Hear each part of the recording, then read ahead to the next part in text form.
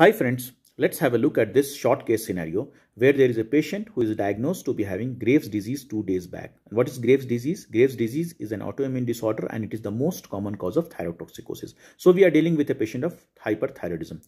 The patient is planned for total thyroidectomy as one of the permanent cure for the Graves' disease is total thyroidectomy.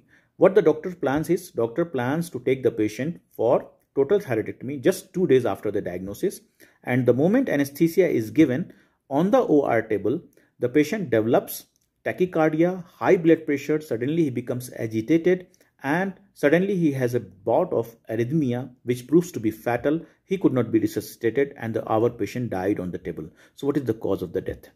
Friends, let me first tell you, such case scenarios are not seen nowadays because nowadays we know the proper protocol management of hyperthyroidism. But this used to be a reality when we did not understand the proper protocol of the management of hyperthyroidism. So what is the cause of death in this patient? The cause of death in this patient is said to be thyroid storm. So what is thyroid storm? So thyroid storm, as the name suggests, here what happens? There is sudden high amount of thyroxine released into the patient's body because of some trigger factor. So what you find in the patient's body is very high level of T4 and T3. And this leads to exaggerated manifestation of all the features of hyperthyroidism. So just imagine all the features of hyperthyroidism. This will be in exaggerated mode. So the patient will be having very high temperature. Patient will have high blood pressure. Patient may present to you with arrhythmias, sweating, diarrhea, vomiting. Patient will be agitated. He will be nervous. And on examination, you will also find wide pulse pressure. What is wide pulse pressure? Wide pulse pressure is the term used when you find a wide gap between systolic and the diastolic blood pressure.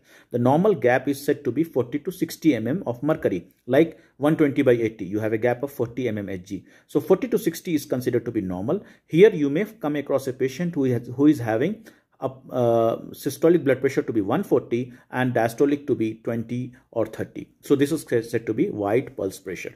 So now, in which conditions we can have thyroid storm? So basically, thyroid storm occurs in those patients who are not given any drug. So we call it in unprepared patient.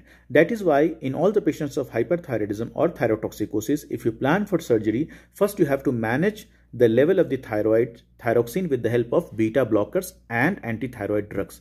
So this condition occurs in unprepared patient. So what is the trigger? The trigger can be a thyroid surgery itself. The trigger can be radioiodine therapy in an unprepared patient. The trigger can be any sepsis, any trauma, or any sort of stress into the patient's body can give rise to thyrotoxic crisis or thyroid storm. So what is the management of the thyroid storm? The management of the thyroid storm mainly is, first you have to hydrate the patient. As the patient is dehydrated, you have to give antibiotics to control the temperature. You have to give the beta blockers, is the propranolol. It is said beta blocker is said to control all the sympathetic symptoms, as well as propranolol also helps in controlling the conversion of T4 to T3. That is, it blocks the conversion of T4 to T3. Similarly, anti-thyroid drugs are given, especially propylthiouracil, as propylthiouracil blocks the conversion of T4 to T3. And as we know, the T3 is the more active metabolic thyroid hormone. We also give potassium iodide because potassium iodide is said to inhibit the release of thyroid hormone with the effect known as Wolff-Chaikoff effect. Corticosteroids are also found to be useful in such patients. And if the patient develops arrhythmias, we have to give the patient anti-arrhythmic drugs.